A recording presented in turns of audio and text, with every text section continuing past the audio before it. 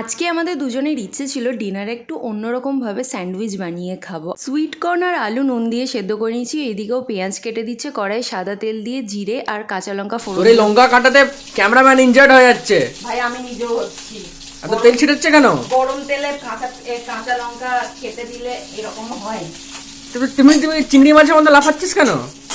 তেল ছিটছে ভাই। এরপর কাঁচা পেঁয়াজ দিয়ে একটু ভেজে নেবো, তার মধ্যে দেবো একটু রসুন বাটা, নুন, চিনি, দেন আরেকটু নাড়াচাড়া করে তার মধ্যে ধনে আর জিরে গুঁড়োটা দিয়ে সেদ্ধ করা আলু আর সুইট কর্নটা দিয়ে ভালো করে কষিয়ে নেবো। লাস্টে অ্যাড করেছি আমার হোমমেড বানানো ভাজা মশলা। ব্যাস আমাদের স্টাফিং রেডি। স্টাফিংটাকে এবার ব্রেডের মধ্যে সুন্দরভাবে লাগিয়ে নাও, দেন ওপর থেকে তোমরা চিজ দিতে পারো, না চাইলে নাও দিতে পারো। চিজ দিলে ডেফিনেটলি খেতে আরো বেশি ভালো হবে। তোমরা বাটার দিয়ে একটু সেঁকে নিতে পারো বা এমনিও সেঁকে নিতে পারো। স্যান্ডউইচ একদম রেডি। ভিডিওটা একটা লাইক, কমেন্ট, শেয়ার, সাবস্ক্রাইব করতে একদম ভুলো না। আর অবশ্যই বেল আইকনটা অন করে অল করে রেখো। দেখা হবে নেক্সট ভিডিওতে। ভালো থেকো, বাই।